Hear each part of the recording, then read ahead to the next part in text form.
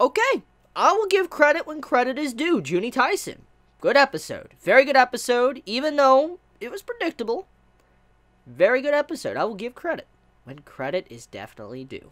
So, before we get into the tiger stuff, let's talk about Rabbit for a second. So, I was told last week, I mentioned it in my video, I admit, I mentioned it in my video, I was told that apparently Rabbit was done. Like, there is no backstory, anything like that, he's done. So, I'm taking a guess here, okay? I'm shot in the dark, anime only. I'm going to assume that Rabbit is dead. It just, he did one last scene to where he made his corpse be able to constantly move, and he's out from the series. That means we're never going to get any more dialogue from him. There's probably not going to be any, backstory, but technically his body still lives on. That's what I'm assuming here. That's what I'm assuming is going on, judging by what was told to me last week. So, he's dead, just his body ain't dead. You get my point. So, he's alive, but isn't alive. So, it's not necessarily incorrect what was told to me last week, but it is incorrect because he's technically still walking around. But he's not necessarily a living person anymore, so yeah. Anyways, one big thing you can throw out here is that could possibly not be Rabbit's main body. Rabbit could possibly have someone else that is leading that body around, and that actually hasn't been him this entire time. Who knows? That could be a possibility. And maybe we will have some stuff clarified for this in the future, but I want to leave it at that for now. Anyways, I want to talk about how Rabbit even did that in the first place. So, Rabbit, apparently if he is dead, okay, he reanimated his corpse, which, okay, fine, he's, a necromancist, fine, I will leave it at that. That makes a lot of sense, technically, because with people being able to fool with the dead and all that, bring them back and stuff, seeing a necromancer being able to bring his own self back, it's actually not that too far of a stretch. So, I'm not even going to say that's a wrong thing to throw into the story, or bad at all, because I've seen this in other stories, so I'm not even going to, think bad about that. However, how he killed himself was what really got me. That's what really threw me for a loop. So, apparently, he bit off his tongue, which in turn, that killed him, and that's how he turned into a zombie? That doesn't really, like, he was shish kebabbed. He was completely filleted, okay, by Ox and Tiger, and the reason why he was able to gain control of his body was because he bit off his tongue. So that doesn't make a lot of sense. Like, exactly how? Like, I mean, when you bite your tongue off, it's not going to kill you instantly. Yes, you'll die, but it's not going to kill you instantly. And so, that's what kind of had me thrown for a loop. Like, how did he bring his body back if he didn't do the finishing blow? Because it was obvious that Ox and Tiger did it, and not him. That's my big thing I'm wondering about. But anyways, though, let's talk about what Tiger did. Tiger, she died, obviously, which that was expected. Very expected because of last week's episode. So let's just be real here. We all knew coming into this episode she was going to die, especially about the title as well.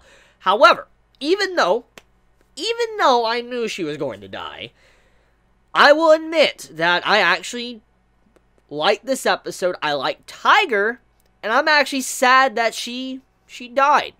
I am. Even though I knew she was going to die, and I shouldn't have cared about her character, because I didn't want to, I actually couldn't help myself, and I started caring about her. I was like, I like this character. I really don't want her to die at all. But she did, and I was like, she's best girl. I mean, her overall backstory to what she did, and what she was trying to do, and all of that, I automatically put her at best girl status, and then she died, and I'm like, of course, okay. All of a sudden that happens.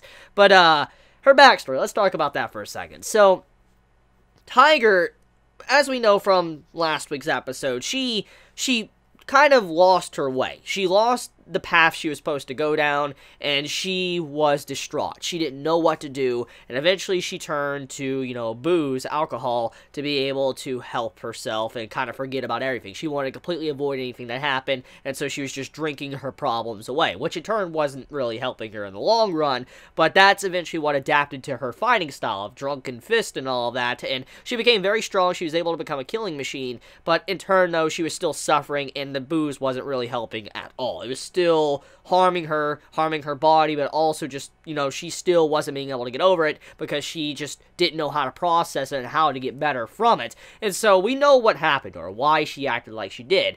Well, in this episode, we get, you know, a flashback right at the start. She's walking down the street, and we can see she's doing one of her jobs that she's been doing. And she's walking down, she's drunk and all of that, and all of a sudden, a fated encounter.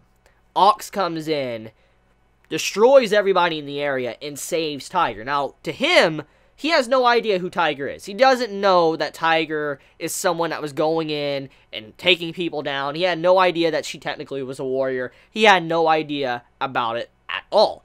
However, he still saved her. Even though he didn't know and all that, he saved her because he thought, you know, she was an innocent girl.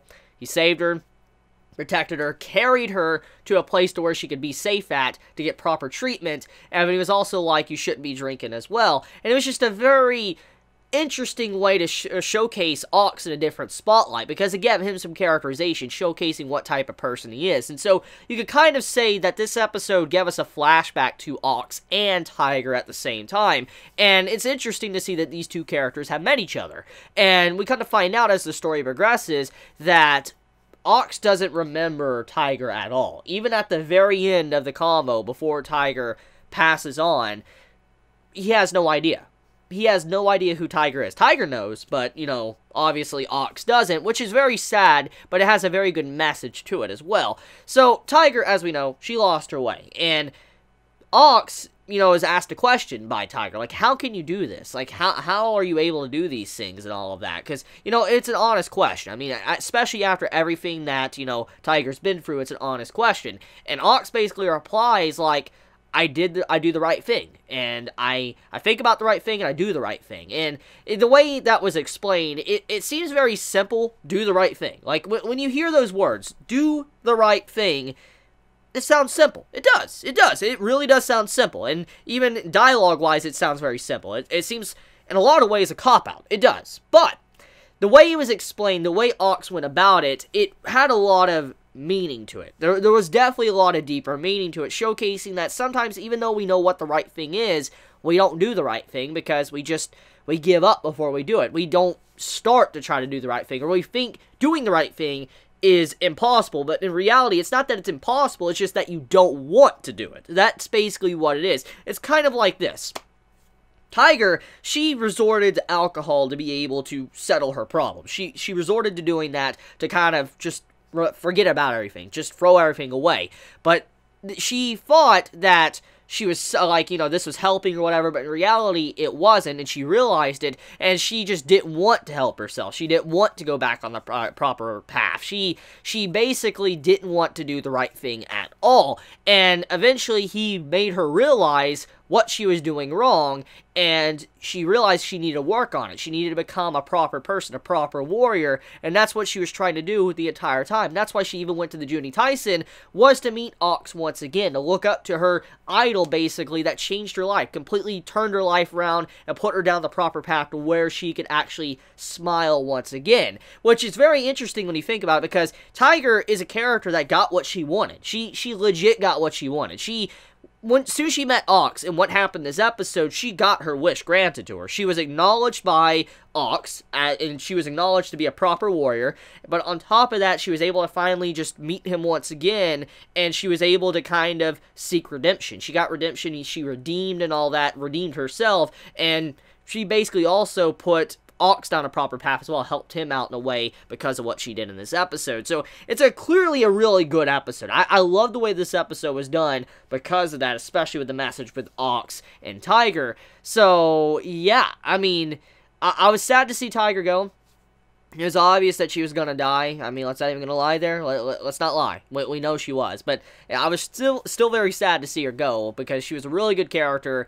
And in a way, she did get her wish. She got her wish in the very end when she died. So she can live on peacefully, for instance, or die peacefully. She can go to the afterlife in peace and all that, and she doesn't have to worry about anything because what she wanted was granted to her. So I do like that.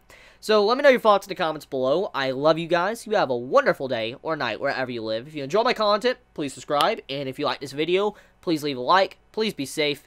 Chibi out.